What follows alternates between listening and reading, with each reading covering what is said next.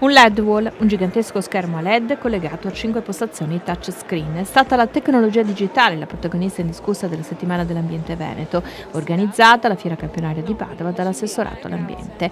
Un'arena innovativa ultramoderna che ha attirato non senza un po' di timore reverenziale ai visitatori.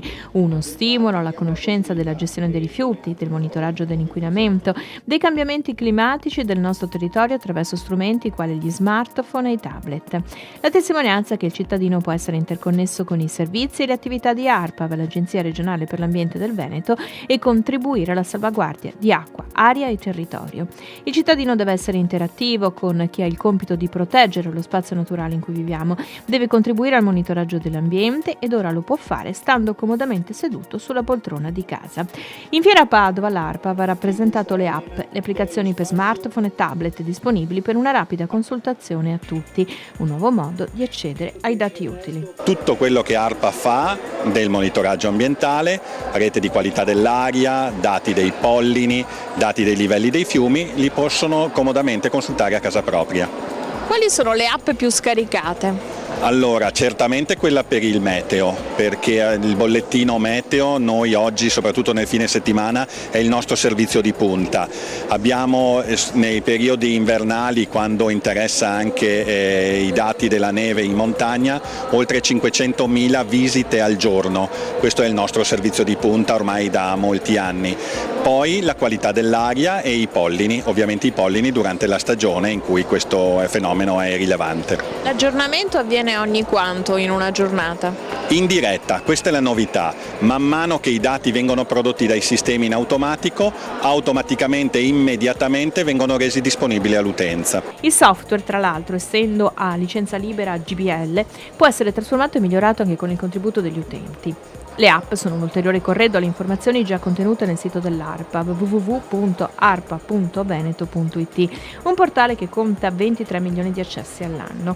Informare significa diffondere l'educazione al rispetto dell'ambiente. L'opportunità che ci viene data è quella di poter essere sempre più vicini al cittadino, sempre più vicino alle utenze, per dare comunicazione appunto riguardo quelle che sono le buone pratiche, soprattutto anche i nostri controlli per quanto riguarda tutte le varie fonti di pressione per gli inquinamenti possibili dell'aria, delle acque o dei terreni, e per far sì che il cittadino veneto sia sempre informato per tutti quelli che sono i nostri controlli. L'app più consultata, come è facilmente intuibile, è quella delle previsioni meteo, previsioni spesso al centro di polemiche. I dati forniti dall'ARPAV sono in tempo reale con un aggiornamento ogni 20 minuti. Soprattutto segnalare che esiste un'app che ogni 20 minuti è aggiornata per il meteo, così finalmente si porrà fine alle polemiche meteo giusto, meteo sbagliato? Ma guardi, il nostro radar appunto sulla nostra app è aggiornato ogni 20 minuti, poi se vuole vi faccio anche vedere sul mio smartphone. Quello della polemica delle previsioni meteo, diciamo che non è che mi tocca più di tanto, nel senso che noi principalmente siamo dedicati da sempre a un lavoro in abbinata con la protezione civile, perché allorquando possono arrivare dei fenomeni meteorologici che possono arrecare danno appunto alle persone e alle cose, soprattutto per quello che possono essere le attività di prevenzione e protezione dell'ambiente in abbinata appunto con la protezione civile, per noi è fondamentale questo servizio. Poi dopo logicamente per quanto riguarda le previsioni si parla di statistiche, di modelli statistici. Ma il Veneto, gli eventi che si susseguono dall'alluvione del 2010 lo confermano, è un territorio delicato per quanto concerne il dissesto idrogeologico. Per gestire con efficacia ed efficienza le emergenze legate al rischio idraulico, scongiurare quindi i danni causati dagli allagamenti, è fondamentale il coinvolgimento dei cittadini. E in questa direzione va l'applicazione del rischio idraulico, un flusso di dati che può servire da feedback per chi opera e vive nei punti critici e le autorità che devono intervenire. Grazie ai cittadini si possono raccogliere informazioni in tempo reale sui livelli dei fiumi e sugli allagamenti e di conseguenza supportare la comunicazione con le squadre della protezione civile.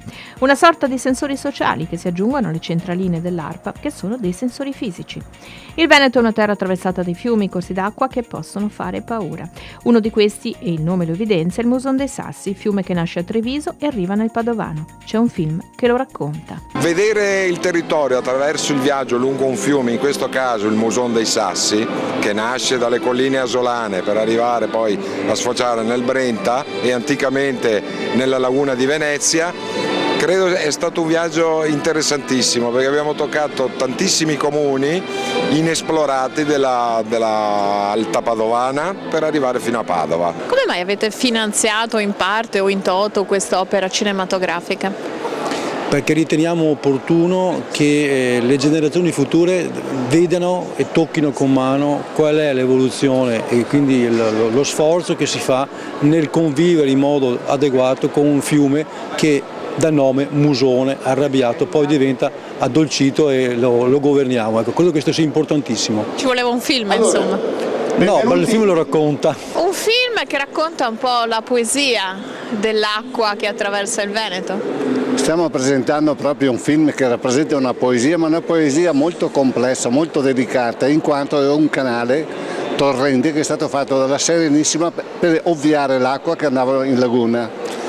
In quegli anni andava benissimo perché ancora oggi per la funzione che era prevista ha le sue funzioni, ma essendo un canale pensile di una portata eccessiva negli ultimi anni è velocizzato e è diventato un pericolo pubblico. Un pericolo perché quando si mette dove arrivano altri canali fa alzare i livelli, pertanto a monte succedono delle disgrazie, degli allagamenti. Però il Musone fa meno paura adesso grazie anche a alcuni lavori. No, non fa ancora poca paura, bisogna prendere in mano le laminazioni, bisogna predisporre un bypass che è già in fase di progettazione, questa è la risposta opportuna e ideale per dare una risposta una volta per sempre. Fare un film di un fiume è anche un modo per scoprire luoghi dove girare dei film, questo lo chiedo al produttore cinematografico.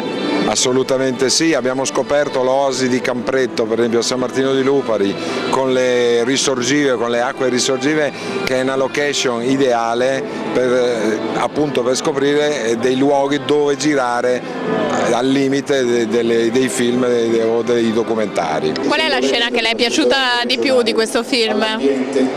Ma diciamo che le scene sono tutte uguali, quando si parla di acqua, acqua è vita, acqua è modo di poter dire questa è la vita, questa è la natura, ma quando diventa pericolosa diventa preoccupante. Se l'acqua non governata preoccupa, in materia di gestione dei rifiuti il Veneto vanta una posizione di eccellenza. La percentuale di raccolta differenziata, grazie alle campagne informative dei comuni e all'attività didattica nelle scuole, è altissima, ma gli obiettivi per i prossimi 10 anni restano ambiziosi. Siamo qui appunto per presentare il piano rifiuti della Regione Veneto, che è il documento di programmazione con la quale la Regione Veneto in pratica si dà gli obiettivi per il prossimo decennio, e l'obiettivo è appunto quello di migliorare, di incrementare ulteriormente la raccolta differenziata, perché incrementando la raccolta differenziata vuol dire anche recuperare materia prima per l'industria e per le attività produttive. Se dovessimo dare un consiglio pratico alle persone, che cos'è che devono fare che non fanno?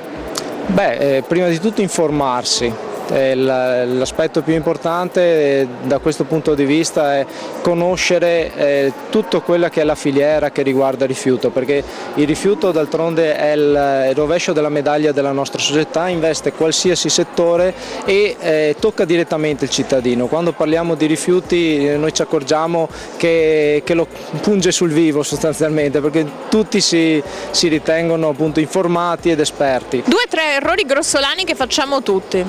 L'errore più grossolano è che consideriamo la plastica tutta uguale. La cosa più difficile da spiegare al cittadino, al semplice cittadino, è che la plastica non è un materiale ma sono dei polimeri, quindi sono più materiali diversi e individuare la filiera corretta per ciascun materiale è estremamente difficile. Ci sono il PET, il PVC e vari materiali che vengono poi riutilizzati e recuperati, però non tutte le plastiche purtroppo sono recuperabili e questo molto spesso inficia la qualità della raccolta. Il vettore di ogni evoluzione restano sempre i giovani.